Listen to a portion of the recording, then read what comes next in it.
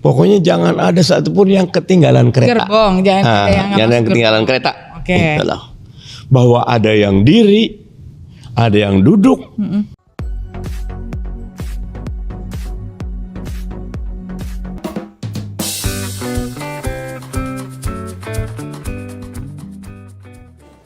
Di video kali ini kita akan mengupdate informasi terbaru untuk 11.631 rekan-rekan yang dinyatakan TMS pada gelombang pertama.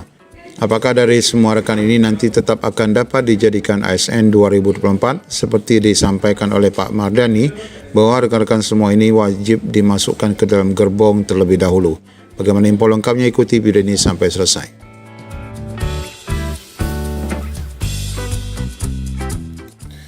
Ya, sebagaimana kita ketahui ada 11.631 pelamar P3K 2024 tahap 1 yang dipastikan tertinggal.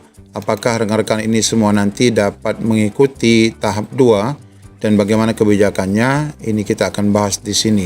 Samping itu Bapak Ibu, adanya tuntutan untuk rekan-rekan ini walaupun dinyatakan tidak lulus, diharapkan otomatis juga menjadi P3K paruh waktu. Nah, data 11.631 ini Bapak Ibu hanya untuk guru saja ya. Sebagaimana kalau kita lihat dari hasil laporan pengumuman BKN, ini ada 9.332 rekan-rekan guru yang dinyatakan tidak memenuhi syarat. Kemudian ditambah 2.000-an yang tidak melakukan submit. Sehingga jumlah total mereka ini 11.631 pelamar yang dinyatakan tidak memenuhi syarat ini adalah untuk guru. Nah, kalau ditambah lagi dengan tenaga teknis, kemudian tenaga nakes, maka jumlahnya akan lebih banyak lagi. Karena rekan-rekan yang TMS untuk teknis saja sudah mencapai 59.167. Ya, dijelaskan di sini BKN mencatat sebanyak 9.332 pelamar P3K tahap 1 berstatus tidak memenuhi syarat. Ini untuk guru ya. BKN juga mencatat pelamar sebanyak 251.000, sedangkan yang melakukan submit adalah 249 dan yang tidak melakukan submit adalah 2.259. BKN sudah mempublikasikan kondisi pelamar pada tahap 1, yaitu dengan jumlah sebagaimana dilihat di sini tadi ya. Syahiruddin, Ketua Forum Honorer, mengungkapkan jika diakumulasi peserta TMS dan tidak submit, maka totalnya mencapai 11.631 orang. Itu angka yang sangat besar, kata Syahiruddin, sehingga pemerintah diharapkan memberikan kebijakan bagi honorer tertinggal ini. Honorer yang tidak submit pasti ada kendala, bisa saja karena jaringan internet atau ketiadaan formasi. Selain masalah internet dan ketiadaan formasi, juga dikatakan karena surat keterangan atau suket pengalaman kerja. Nah, bagi rekan-rekan yang telah memperjuangkan ini harus diapresiasi dengan memberikan kebijakan ya bagi mereka yang dinyatakan TMS maupun yang belum submit. Bila tidak ada kebijakan bagi rekan-rekan semua, maka dipastikan mereka akan tertinggal. Sementara pemerintah ditenggat Desember 2024 untuk menyelesaikan masalah honorer ini. Dia yakin pemerintah akan mencarikan solusi jika memang fokus menuntaskan masalah honorer.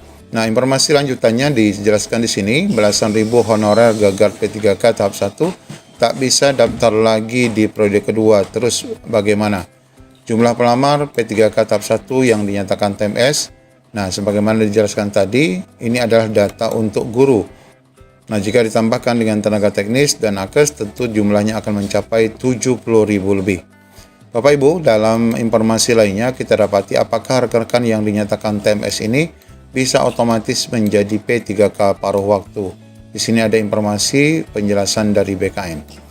Aturan mengenai honorer mana saja yang berhak diangkat menjadi P3K ini telah dijelaskan dalam Menpan RB 347, 348, dan 349, di mana dalam peraturan itu diuraikan berbagai kriteria pelamar.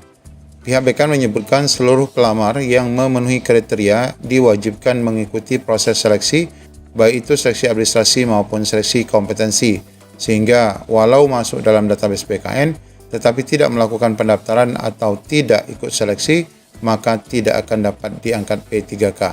Adapun tahap pertama dari proses rekrutmen ini adalah pendaftaran dan pengisian data pelamar, yang kemudian diverifikasi oleh instansi terkait.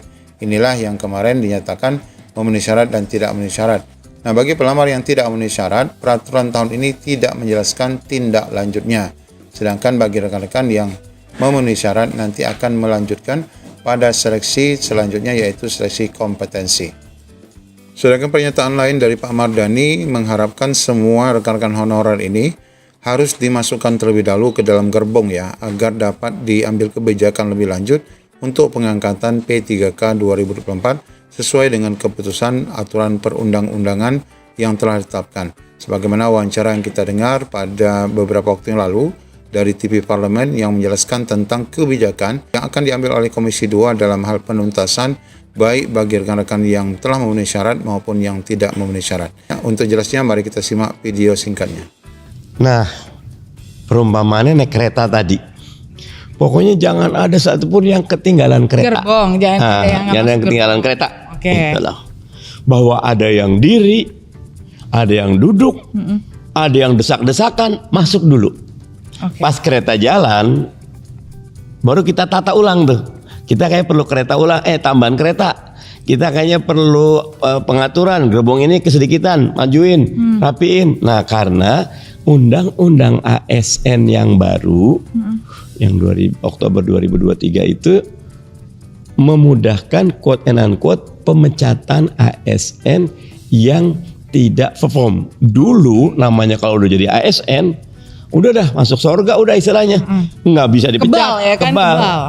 Ada yang udah dipecat sama atasannya 20 tahun berikutnya masih tercatat sebagai ASN gitu loh. Nah kalau sekarang dimudahkan, bahasanya kalau Anda tidak perform ya monggo keluar, dimudahkan.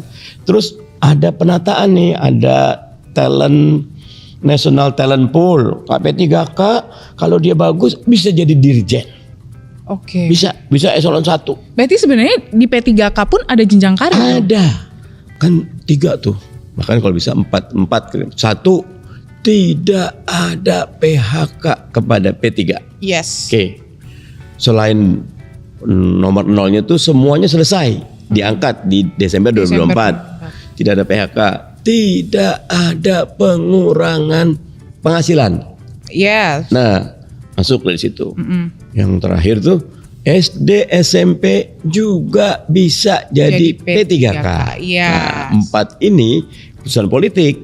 Itulah. Nah, kita pengen di PP itu 4 ini tidak boleh ada yang dianulir. Makanya kita Masuk di awal PP-nya tuh. Oke. PP-nya mudah-mudahan sih periode sekarang bisa cepat selesai. Tapi walaupun menterinya baru, tapi sebenarnya saya nyebutnya Teh Rini karena dulu sesmen kan banyak berhubungannya. Sekarang jadi menteri, enak jadinya, sebetulnya enak, udah ngerti gitu. Nah, kalau yang terkait dengan ini Pak, kan tadi Bapak juga sudah menyinggung kalau ada yang mencurhatkan, kok bisa sih dari kuliah S1 jadi SMA, kemudian anggarannya gimana? Nah, itu jawabannya seperti apa? Karena sebenarnya curhatan itu juga banyak sekali kan Pak. Jadi ada 3 level. 1, keputusan politik di tingkat pusat selesai dengan yang tadi tuh. Desember selesai, tidak ada PHK, gaji tidak boleh turun, SD SMP boleh. Nah di level berikutnya udah ada keputusan 1,7 juta honorer yang terdaftar di BKN semua harus masuk. Okay. Yang tadi itu Desember 2024. Yes. Dan 1,7 itu terbagi menjadi 2, 1 di institusi pusat, pemerintah pusat, 2 di institusi daerah. Institusi pusat secara umum hampir tidak banyak masalah.